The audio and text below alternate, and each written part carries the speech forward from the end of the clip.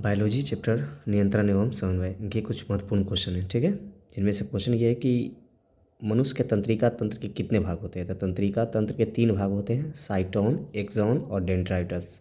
साइटोन जो ऊपर में जो तारा के आकार का बना रहता है वो होता है। ठीक है, डेंड्राइट्स जो पत्ता पत्ता रेशा निकला रहता है उसको कहते हैं। एक्सॉन जहाँ पर 2 गुणसूत्र टाइप के जो बने होते हैं आकर जुड़ते हैं उसको एक्सॉन कहते हैं। ठीक है, तो तंत्रिका तंत्र के कितने भाग होते हैं? 3, साइटोन, एक्सॉन और डेंड्राइट्स। इसको याद रखना है। फर्स्ट क्वेश्चन है कि एक्सॉन से कौन सा रासायनिक पदार्थ निकलता है। तो उसका नाम है acetylcholine. Acetylcholine axon से निकलता है, एक्सॉन से। ठीक है, एक्सॉन तंत्रिका तंत्र का भाग है, याद रखना है। एक्सॉन क्या है? तंत्रिका तंत्र का भाग है। मस्तिष्क को सोचने वाला भाग शरीर की बाकी भागों से कैसे जुड़ता है। तो मस्तिष्क जिससे भी जुड़ा रहता है वो तंत्रिका तंत्र से जुड़ा होता है या तंत्रिकाओं से जुड़ा होता है। तो इसका आंसर बी हो जाएगा। प्रतिवर्ती क्रिया क्या है? तो प्रतिवर्त क्रिया या प्रतिवर्ती क्रिया एक ही क्रिया है जिसमें ये मेरुरज्जु द्वारा संपन्न होता है। ठीक है, मेरुरज्जु जो होता है वो मेडुला ऑब्लांगेटा से निकलता है। तो प्रतिवर्ती क्रिया क्या है कि प्रतिवर्ती क्रिया वह क्रिया है जिस पर हमारा कोई नियंत्रण नहीं होता है, जो अचानक से होने वाली क्रियाएं होती है। ठीक है, तो लार का आना, हृदय का गति, ये सब जो है रक्तदान, ये सब क्या है? प्रतिवर्ती क्रिया है। कोमल मस्तिष्क सुरक्षित रहता है। तो दिमाग कहाँ सुरक्षित रहता है? मस्तिष्क गुहा में। किसमें? मस्तिष्क गुहा। मस्तिष्क खोपड़ी जो जिस गड्ढा में रहता है उसको मस्तिष्क गुहा या क्रेनियम कहते हैं। मस्तिष्क गुहा या क्रेनियम कहते हैं, याद रखिएगा। क्रेनियम भी कहा जाता है उसको। सोचने और स्मरण करने की क्रिया को नियंत्रित करता है। तो सोचने और स्मरण करने की जो क्रिया को नियंत्रित करता है उसको सेरिब्रम कहते हैं। क्या कहते हैं? सेरिब्रम। ठीक है, इसी सेरिब्रम को बुद्धि और चतुराई का केंद्र भी कहा जाता है। सेरिब्रम को बुद्धि और चतुराई का केंद्र भी कहा जाता है। मस्तिष्क उत्तरदायी है तो सोचने के लिए, हृदय स्पंदन के लिए, शरीर का संतुलन बनाने के लिए उपयुक्त में से सभी, है ना। इनमें से कौन एक प्रतिवर्ती क्रिया का उदाहरण? प्रतिवर्ती क्रिया मतलब क्या होता है कि जो जिसका नियंत्रण आपके ऊपर ना हो। जैसे छिक्का आना अचानक से आएगा, आँख का झपकना ये भी अचानक से होगा, मिठाई देकर मुंह में पानी आना, तो ये सब क्रियाएं प्रतिवर्ती क्रियाएं। पॉन्स वेरेलाई किसका भाग है? तो सेरिबेलम का। सेरिबेलम को हम अनुमस्तिष्क के नाम से जानते हैं, जिसे छोटा मस्तिष्क भी कहा जाता है। तो पॉन्स वेरोलाई किसका भाग है? याद रखिएगा, पॉन्स पाउडर है उसी से याद कर लेना कि पॉन्स वेरोलाई जो होता है सेरिबेलम का भाग है। सेरिबेलम को हम दूसरा अनुमस्तिष्क के नाम से जानते हैं। अनुमस्तिष्क जो होता है ये छोटा मस्तिष्क के नाम जाना जाता है। पढ़े थे कि मस्तिष्क का 3 हिस्सा होता है, अनुमस्तिष्क, पश्च मस्तिष्क और मध्य मस्तिष्क। सेरिबेलम के सबसे पीछे वाला भाग को क्या कहते हैं? तो मेंडुला कहते हैं, मेंडुला ऑब्लांगेंसा। तो सेरिबेलम के सबसे पिछले वाले भाग को क्या कहते हैं? तो मेंडुला। सेरिबेलम के सबसे पिछले वाले भाग को क्या कहते हैं? मेंडुला कहते हैं। तंत्रिका कोशिका में सूचना का वहन किस प्रकार से होता है? तो विद्युत आवेग। हाँ, तंत्रिका कोशिका में जो सूचना आता और जाता है विद्युत आवेग के रूप में होता है। ठीक है, मनुष्य का मस्तिष्क का कौन सा भाग शरीर की स्थिति तथा संतुलन का अनुरक्षण करता है? शरीर की स्थिति और शरीर का संतुलन बना के रखने में अनुमस्तिष्क का महत्वपूर्ण योगदान है। अनुमस्तिष्क फिर से आ जाएंगे सेरिबेलम का। सेरिबेलम जो है ये संतुलन, शरीर का संतुलन और स्थिति को बना करके रखता है। ठीक है, मस्तिष्क उत्तरदायी है, तभी पढ़े हैं, सोचने समझने के लिए, हृदय स्पंदन के लिए, शारीरिक संतुलन के लिए, यह सभी हो जाएगा। तंत्रिका तंत्र की संरचनात्मक और क्रियात्मक इकाई को क्या कहते हैं? तो न्यूरॉन कहते हैं। तंत्रिका तंत्र की संरचनात्मक एवं क्रियात्मक इकाई को न्यूरॉन कहते हैं। न्यूरॉन की तारा काट मतलब तारा के आकार का जो भाग होता है, बताते हैं। न्यूरॉन के तारा आकार का भाग जो होता है वो क्या कहता है? साइटोन कहलाता है। क्या कहलाता है? साइटोन, है ना। अभी पढ़ते हैं तंत्रिका तंत्र, जिसको न्यूरॉन भी हम लोग कहते हैं। तंत्रिका तंत्र का दूसरा नाम क्या है? तंत्रिका तंत्र की संरचनात्मक एवं क्रियात्मक इकाई को न्यूरॉन कहते हैं। तंत्रिका तंत्र की संरचनात्मक इकाई को न्यूरॉन कहते हैं। इसके जो तारा आकार के जो भाग बने होते हैं उसको साइटोन कहते हैं। ठीक है, तो तारा काट या तारा आकार जो होता है वो साइटोन कहलाता है। साइटोन के सबसे लंबे तंतु को क्या कहते हैं? साइटोन के सबसे लंबे तंतु को एक्सॉन कहते हैं। साइटोन के सबसे लंबे तंतु को एक्सॉन कहते हैं। ठीक है, न्यूरॉन के जो प्रवर्ध निकले रहते हैं, प्रवर्ध वाला रहेगा तब डेंड्राइट्स कहलाएगा। प्रवर्धन मतलब रेशा। ठीक है, तो न्यूरॉन में जो छोटे छोटे रेशे निकले रहते हैं उसको डेंड्राइट्स कहते हैं। ठीक है, संवेदी अंगों में संवेदना ग्रहण करता है। संवेदी अंगों से जो संवेदना लाता है वो डेंड्राइट्स का काम होता है। ठीक है, एक्सॉन साइटोन का नहीं। विद्युत आवेग को साइटोन से दूर रखने का काम एक्सॉन का होता है। साइटोन से दूर कर रखेगा, एक्सॉन रखेगा, बस इतना याद रखिएगा। जो इन्फॉर्मेशन, जो सूचना जो विद्युत आवेग के रूप में आता है उसको साइटोन से दूर ले जाने का काम कौन करता है? एक्सॉन। अचानक बिना सोचे की गई क्रिया को प्रतिवर्ती क्रिया कहते हैं। प्रतिवर्ती चाप कहाँ होता है? मेरुरज्जु में होता है, मेंडुला इसी में।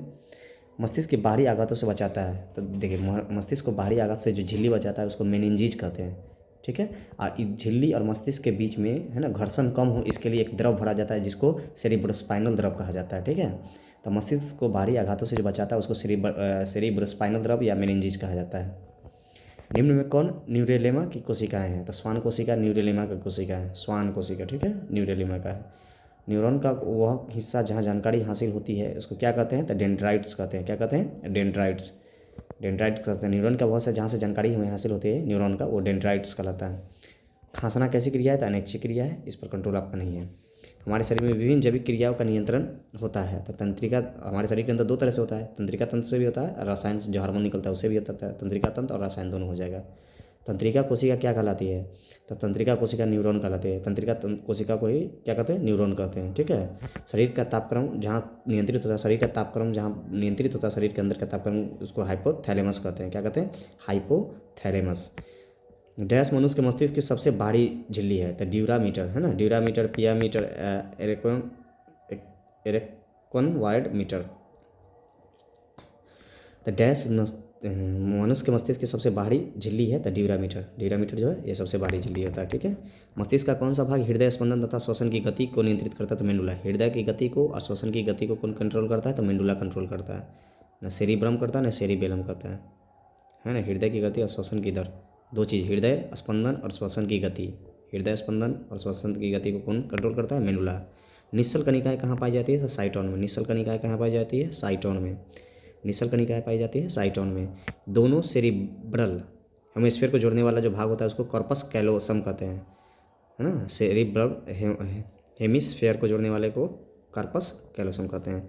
वह पथ जिसमें न्यूरॉन के आवेग का वहन होता है उसे प्रतिवर्ती चाप कहते हैं। जिस रास्ता से करके न्यूरॉन के आवेग का वहन होता है, न्यूरॉन के आवेग आते जाते हैं, उस रास्ता को प्रतिवर्ती चाप कहते हैं। क्वेश्चन है कि उद्दीपन का ग्रहण करने वाला अंग ग्राही अंग कहलाता है, ठीक है। मनुष्य के शरीर में सोचने वाली उत्तक तंत्रिका उत्तक है, सोचने समझने वाली, ठीक है। मस्तिष्क का सबसे बड़ा भाग जो है प्रमस्तिष्क या सेरिब्रम कहलाता है। सेरिब्रम सबसे बड़ा है, ठीक है, और सेरिबेलम जो सबसे छोटा है। तो प्रमस्तिष्क को ही सेरिब्रम कहते हैं। तो मस्तिष्क का सबसे बड़ा भाग प्रमस्तिष्क का, सबसे छोटा भाग सेरिबेलम है। निम्नलिखित में कौन मेनिंजीज नहीं है? तो अभी 3 को पढ़े थे, सेरिब्रोस्पाइनल द्रव, पियामीटर, ड्यूरामीटर, एरेक्टन मीटर, ठीक है। तो सेरिब्रोस्पाइनल द्रव ये झिल्ली को तरफ, मेनिंजीज नहीं है। मेनिंजीज मतलब झिल्ली को कहते थे, तो द्रव है, लिक्विड है, तो सेरिब्रोस्पाइनल हो जाएगा। मनुष्य के सूंघने की क्षमता जो घ्राणेंद्रिय पाली होता है, घ्राणेंद्रिय क्षेत्र, घ्राणा क्षेत्र, वही हो जाएगा। मनुष्य में ऐच्छिक गति का नियंत्रण किसके द्वारा होता है? तो सेरिब्रम के द्वारा। ऐच्छिक गति, सेरिब्रम ऐच्छिक गति करता है। जैसे अनैच्छिक आ जाएगा मेंडुला में चला जाएगा, मेंडुला मतलब मेरुरज्जु में चला जाएगा, ठीक है। तंत्रिका तंत्र से प्राप्त सूचना के अनुसार अनुक्रिया करने वाला अंग क्या? अभिवाही अंग। हाँ, तंत्रिका से जो मैसेज मिलता है और उसके अनुसार जो काम किया जाता है उस अंग को अभिवाही अंग कहते हैं। सूचना और चेतना का भंडार इस अंग में होता है, तो मस्तिष्क में होता है। सूचना और चेतना ये सब जमा कहाँ रहता है? मैसेज दिमाग में ना जमा रहेगा। अभी अभिवाही अंग के बारे में बता दें कि तंत्रिका तंत्र से जो सूचना मिलेगा उसके अनुसार जो शरीर का अंग काम करेगा उस अंग को अभिवाही अंग कहेंगे। न्यूरॉन में केंद्रक कहाँ अवस्थित रहता है? तो साइटोन में। याद रखिएगा, न्यूरॉन में केंद्रक कहाँ उपस्थित रहता है? न्यूरॉन में केंद्रक साइटोन में रहता है। मनुष्य का मस्तिष्क का औसत भार 1.4 kg है। शरीर के मानव शरीर के में सबसे लंबी कोशिका कौन सी है? तो तंत्रिका कोशिका है। मानव शरीर की सबसे लंबी कोशिका तंत्रिका कोशिका है। मेरुरज्जु कहाँ से निकलता है? तो मेंडुला से निकलता है। मेरुरज्जु कहाँ से निकलता है? मेंडुला से। निम्नलिखित में कौन सा अंग संवेदी ग्राही नहीं है? तो दिमाग संवेदी ग्राही नहीं है। कान, नाक, आँख इस सबसे उद्दीपन को ग्रहण कर किया जाता है, दिमाग से नहीं। निम्नलिखित में कौन सी अनैच्छिक क्रिया नहीं है? अनैच्छिक क्रिया है हृदय का धड़कना है, लार का अनैच्छिक क्रिया है, वमन का अनैच्छिक क्रिया है, चबाना अनैच्छिक क्रिया नहीं है। ये आपकी इच्छा के अनुसार है, लेकिन भोजन रहेगा तभी नहीं चबाइएगा। दो न्यूरॉन के मध्य खाली स्थान को सिनेप्स कहते हैं ना, ये सिनेटिक दरार कहते हैं।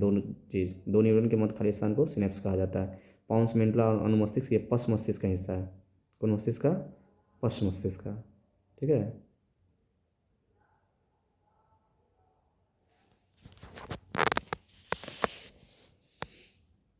स्मरण शक्ति का मुख्य केंद्र क्या होता है? सेरिब्रम होता है। और सेरिब्रम अभी बताएं कि प्रमस्तिष्क को कहते हैं। सेरिब्रम किसको कहते हैं? प्रमस्तिष्क को, जिसको पश्च मस्तिष्क भी कहते हैं।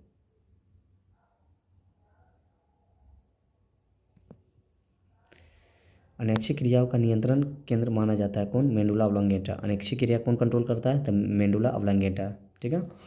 सबसे जटिल मस्तिष्क होता है पशु का। सबसे ज़्यादा कॉम्प्लिकेटेड दिमाग किसका होता है? जानवरों का, पशुओं का। मेरुरज्जु के आघात से लकवा हो सकता है। मेरुरज्जु डैमेज हुआ तो लकवा हो जाएगा, तंत्रिका तंत्र का कोई संचालन नहीं हो पाएगा। उच्च स्तर के जीवों में विकसित तंत्रिका तंत्र होते हैं, जिसमें होती है क्या चीज़? देखिए, उच्च स्तर के जीव हम लोग हुए तो हम लोग में मस्तिष्क भी है, तंत्रिका तंत्र भी है, स्पाइनल कॉर्ड भी है। रीढ़ की हड्डी है ना, स्पाइनल कॉर्ड हो गया। मेरुरज्जु की रक्षा कौन करता है? तो केसरुक दंड, यह स्पाइनल कॉर्ड जो होता है सो पीछे रीढ़ की हड्डी है वही, है ना। तो मेरुरज्जु की रक्षा करता है केसरुक दंड।